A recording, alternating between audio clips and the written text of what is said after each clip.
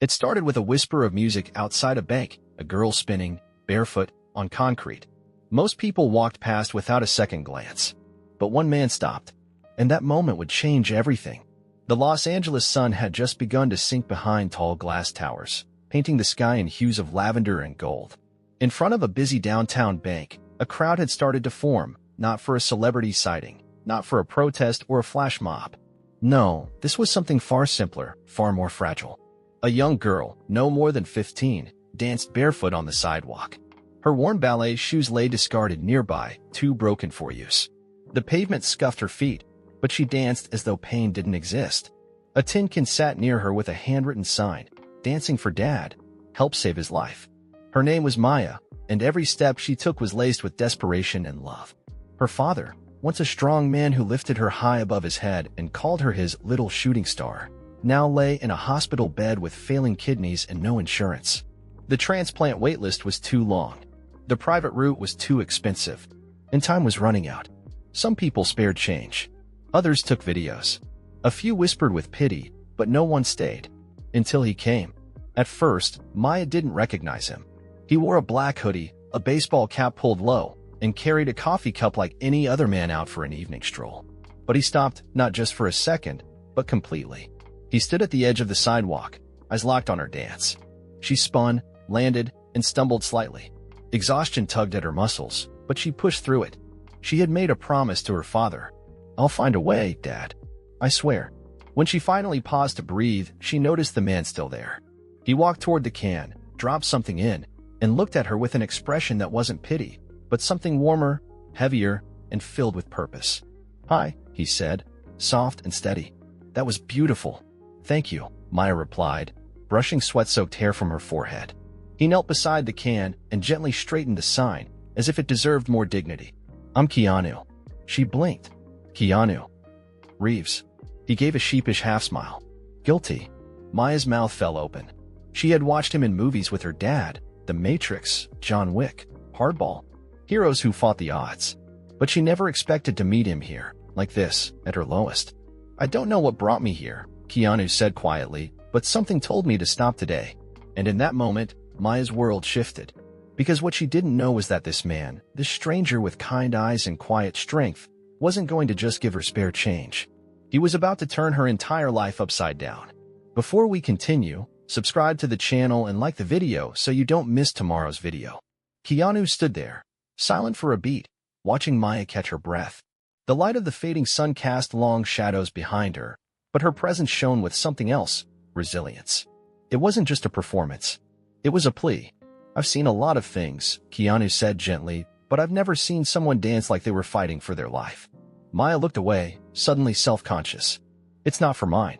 It's for my dad." She hesitated, but something about Keanu's voice, calm, kind, unthreatening, made her keep talking. "He needs a kidney transplant. He's in the county hospital. They said without the money, he might not." Her voice cracked, and she quickly turned back toward her shoes. Keanu's expression didn't change, but behind his steady eyes, something churned. He reached into his pocket and pulled out his phone. "What's your dad's name?" Davidson, she said, startled. "And the hospital?" "LA Memorial," she replied. "But they said we're out of options." Keanu tapped something into his phone, paused, then looked at her again. "There are always options," he said softly, as if he knew that truth better than most. Maya tilted her head, unsure if she should dare to believe. Are you just being nice?"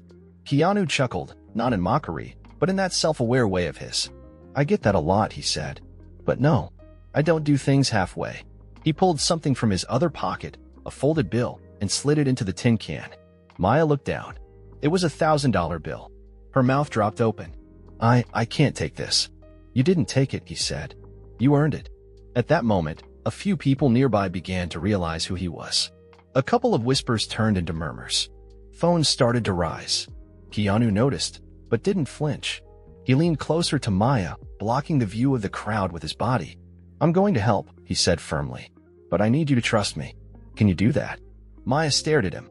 Her whole life had been filled with broken promises from landlords, from doctors, from people who turned away. But in Keanu's voice, she heard no empty hope. She heard conviction. She nodded slowly. "Okay." He smiled. "Then let's go see your dad." The waiting room at LA Memorial was soaked in fluorescent light and despair. Plastic chairs lined the walls, the smell of antiseptic clinging to everything. Nurses bustled past with clipboards in quiet urgency.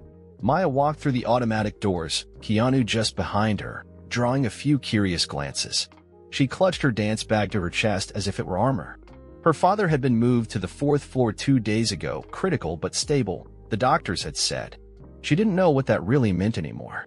She just knew time was running out. "I'm sorry," Maya whispered, her voice barely audible over the hum of vending machines. "It's not the nicest place." Keanu glanced around and gave a faint smile. Some of the best stories happen in places like this.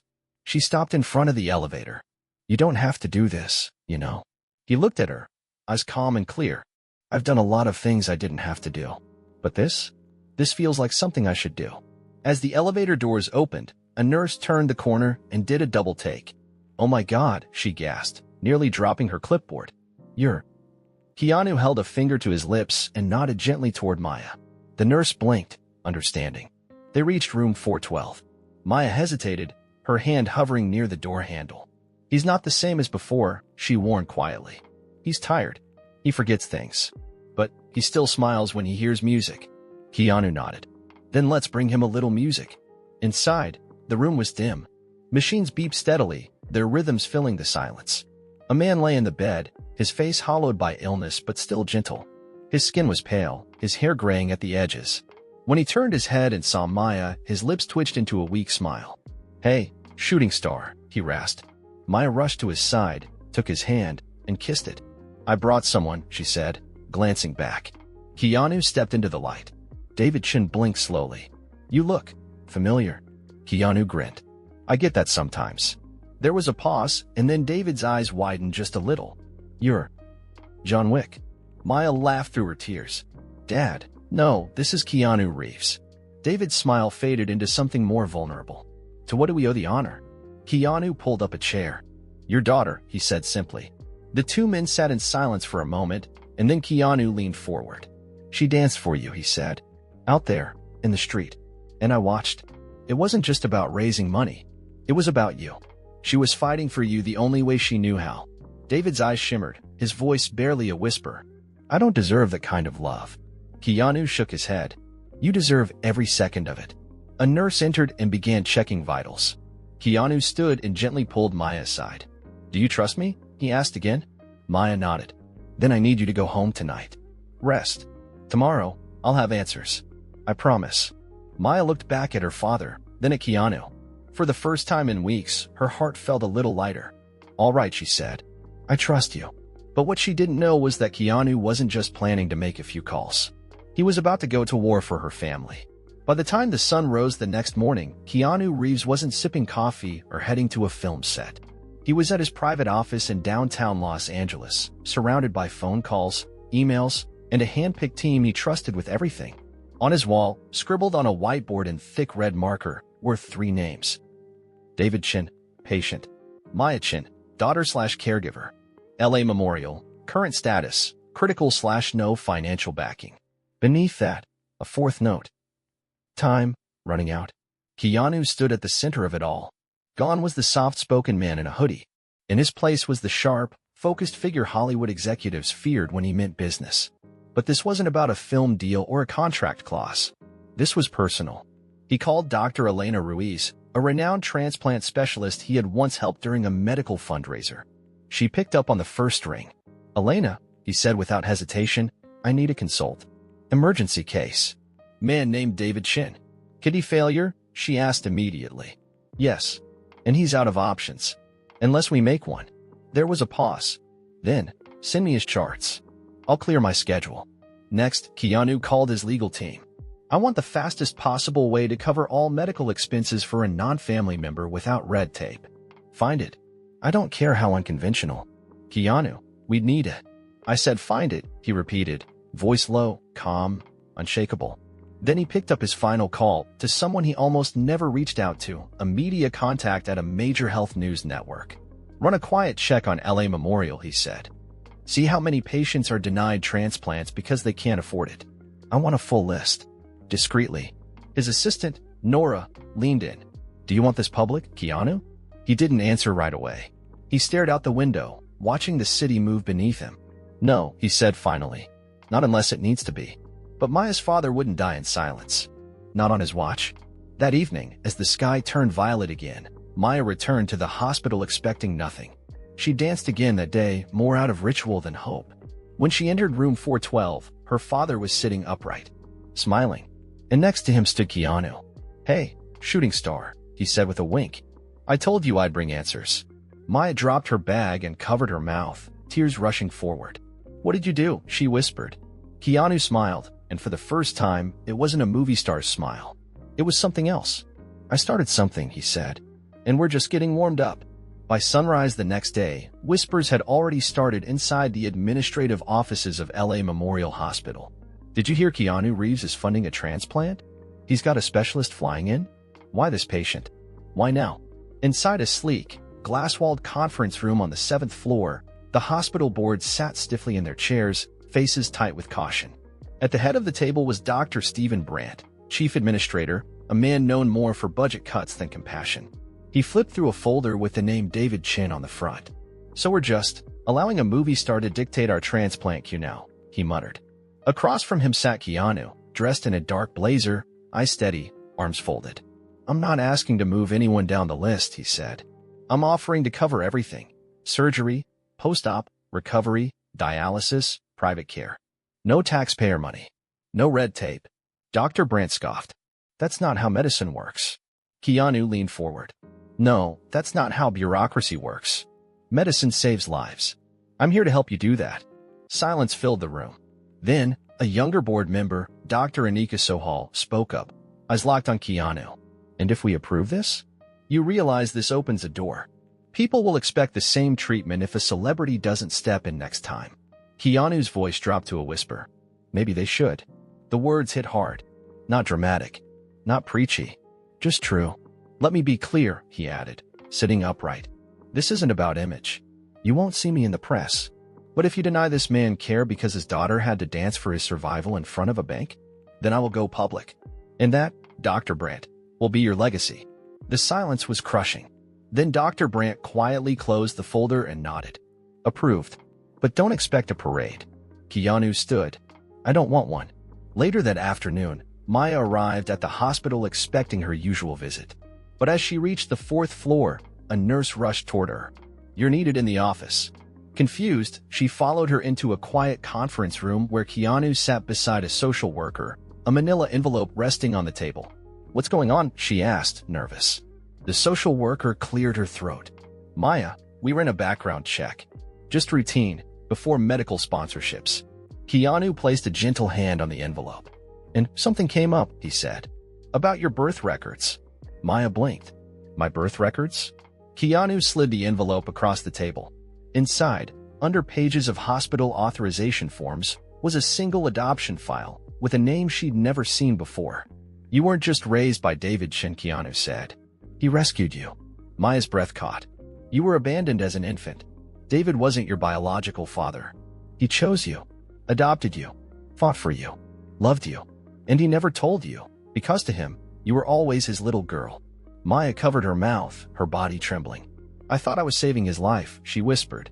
"You were," Keanu replied, his voice soft. "But he saved yours first." The news spread faster than Maya ever imagined. It started as a whisper.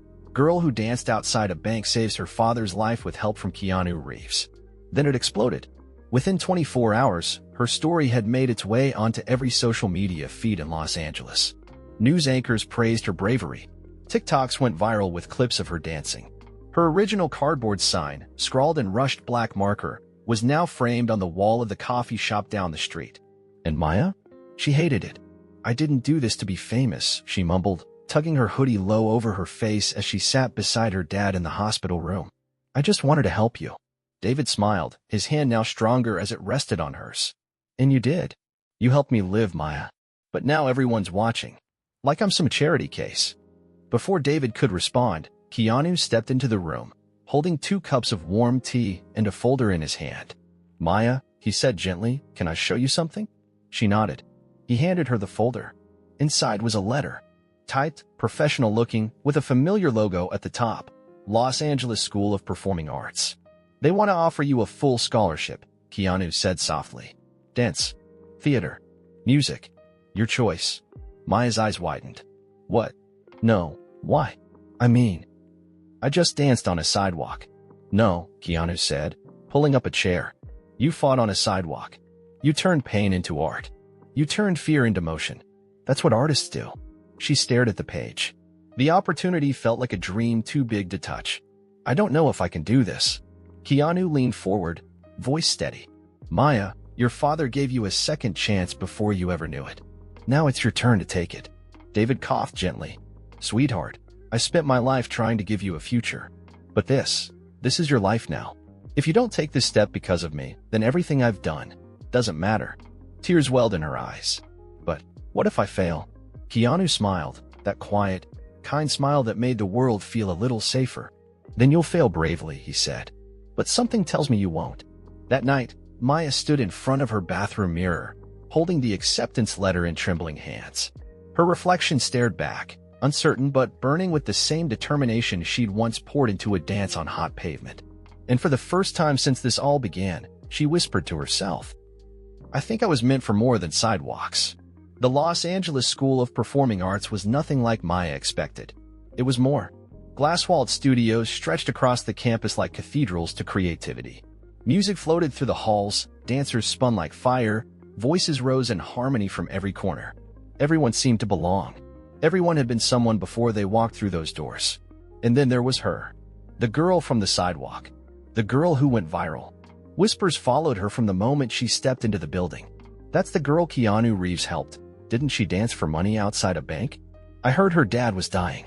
No one said it to her face, but she felt it in every side glance, every pause when she entered a room.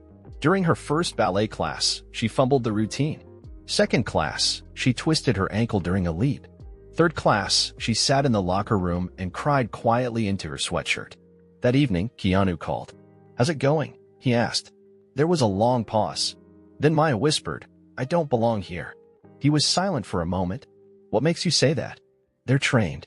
They've been doing this for years. They talk about Juilliard in New York and auditions and agents. I'm just the girl who danced for survival. Keanu let out a slow breath. Maya, let me tell you something. When I was cast in The Matrix, everyone thought I was too soft for action. Too philosophical. Too weird. I trained for 4 months straight. Failed every stunt the first week. Got bruised, broken, yelled at.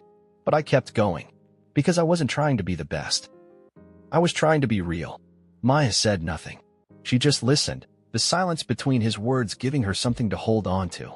Do you want this? He asked finally. Her voice shook. More than anything. Then earn it, he said gently. Fail. Cry. Limp. Dance through the pain. Because it's not about the stage, it's about who you are when no one's watching. There was a pause. Then Maya whispered, will you come to my showcase? If I make it. I wouldn't miss it for the world. The night of the winner's showcase arrived like a wave, loud, cold, and impossible to ignore. Maya stood backstage, her costume a simple white dress that flowed like moonlight. Her hair was pinned back, her shoes tied tight. Her body was ready. Her heart wasn't. She peeked through the curtain. The auditorium was packed. Parents, students, instructors. Lights dimmed. Spotlights circled the velvet stage like silent ghosts. Then she saw him. Third row, middle seat. Dressed in black.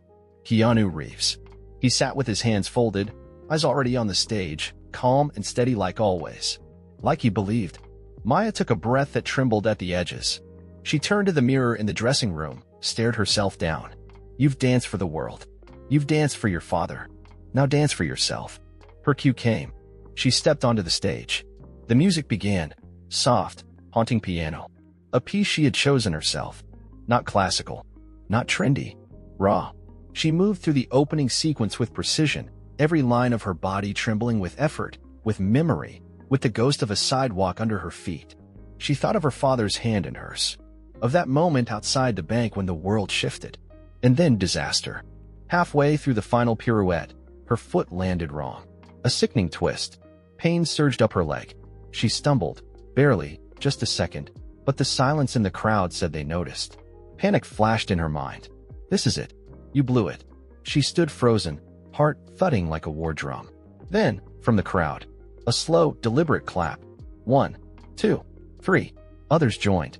The auditorium filled with applause before the dance was even over. Her eyes locked on Keanu's. He didn't cheer. He just nodded and mouthed, "Finish it." Maya turned. Blood roared in her ears. Her ankle screamed, but she lifted her arms again and danced.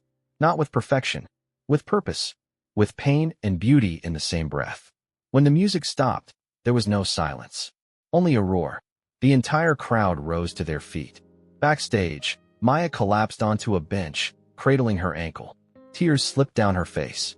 Keanu appeared moments later, crouched beside her, a water bottle in one hand and something else in the other. A small, velvet box. "What's this?" she asked, still catching her breath. Keanu opened it. Inside was a delicate, silver pendant, shaped like a ballerina mid-leap.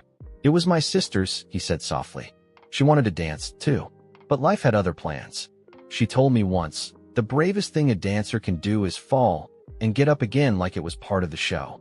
Maya touched the pendant with shaking fingers. "I didn't get through it alone," she whispered. Keanu smiled. "No one ever does." A week after the showcase, Maya sat by her father's hospital bed, the pendant from Keanu resting against her chest like a second heartbeat. The swelling in her ankle had gone down, but her thoughts hadn't stopped racing since the showcase night.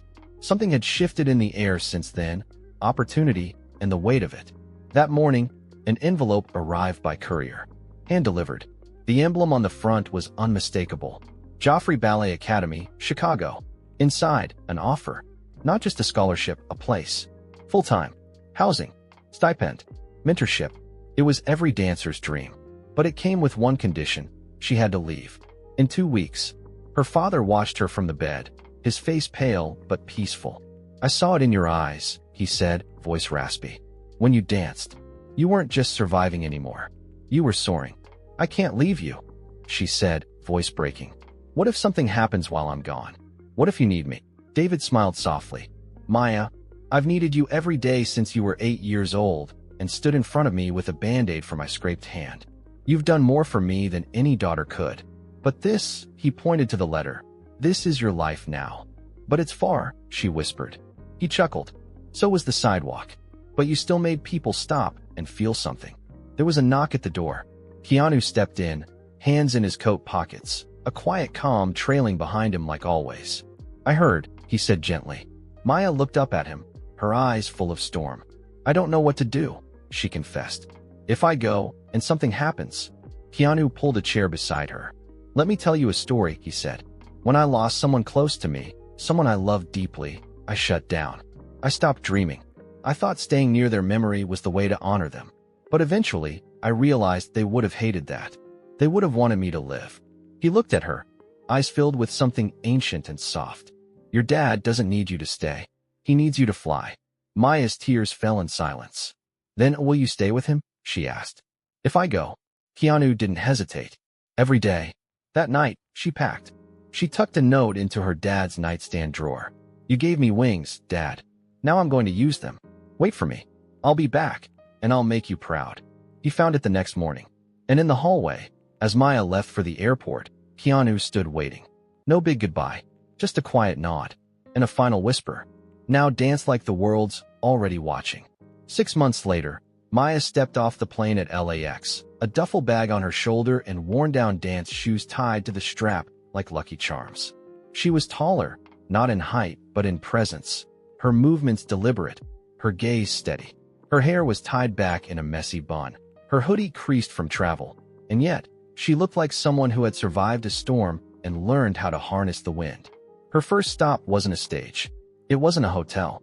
It was room 412. But when she arrived at LA Memorial, the bed was empty. For a second, her knees buckled, panic rising like a tide. "No, please no." Then a nurse appeared, smiling. "You just missed him," she said. "He's in the garden. Walked down there himself this morning." Maya blinked. "Walked? He's stronger than any of us expected," the nurse grinned. "He said he had a reason to fight." The hospital garden was bathed in late afternoon sunlight, golden rays filtering through olive trees and dancing across the path. There, sitting on a bench beside the fountain, was David Chun. His posture was still tired, his skin pale, but his eyes, they were alive. Next to him, reading a book and sipping coffee, was Keanu Reeves. David spotted her first. His breath caught. Then his smile came slowly, as if it had to build up from every inch of him. "You came home," he whispered. Maya dropped her bag and ran to him, falling into his arms. They held each other with the urgency of borrowed time and the peace of love that never once wavered. Keanu stood, stepping back to give them space. "You kept your promise," Maya said, her voice muffled in her father's shoulder. David chuckled. "So did you." Keanu spoke, quiet as always. "She danced at the Joffrey Winter Gala," he said. Standing ovation. Critics called her a storm in silk. David's eyes filled with tears. "I knew it," he said. "I knew you were more than the sidewalk." That night, the three of them sat on the rooftop of a nearby diner. The city buzzed below, but up there, it was just stars, laughter, and silence when words weren't enough. Before they left, Keanu reached into his pocket and handed Maya a small box. Inside was a golden charm shaped like a flame. "This is yours," he said. "You kept the fire going when the world tried to put it out." Maya looked at him, speechless. "You didn't save just your father," he said gently. "You reminded me why people matter, why it's worth stopping." The next day, Maya visited the same bank where she once danced. She didn't bring her shoes. She didn't need a can. She just stood there for a moment, breathing in the air, remembering the weight of that moment. Then she turned away, toward a future she had fought for, bled for, danced for. A future where kindness and courage weren't just stories on a screen. They were real. And sometimes, they walked quietly in the form of a man named Keanu Reeves.